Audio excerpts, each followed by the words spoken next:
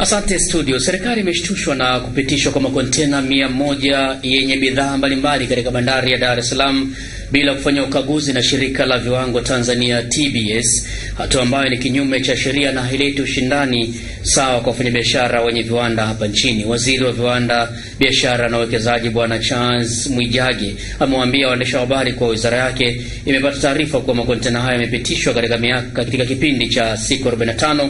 Hali inaonyesha bado kuna udhaifu kwa baadhi ya wadau wa mamlaka ya usimamizi wa bandari TPA. Kontena 100 yameshapita so far, hayakukaguliwa na TBS.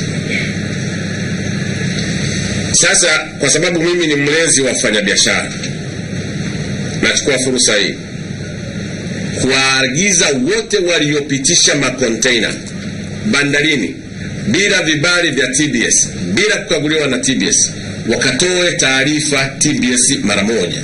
Kesho ni off day, lakini kutakuwepo deski la kuwasikiliza.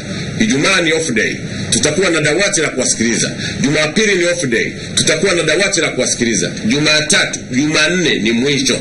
Moja, clearing and forwarding agent ambaye amehusika kutoa container sasa hivi na wasiliana na waziri Mpango, hatuwezi kukubali mchezo huu. Mimi nadhani hii biashara ilishaeleweka kwamba chapter imefungwa. Kwa mujibu wa Waziri Mwijage, wizara yake imewasiliana na Wizara ya Fedha na Mipango yenye dhamana na Mamlaka ya Mapato Tanzania TRA na Wizara ya Ujenzi, Uchukuzi na Mawasiliano yenye dhamana ya bandari juu ya hatua zaidi za kuchukua baada ya tukio lenyewe.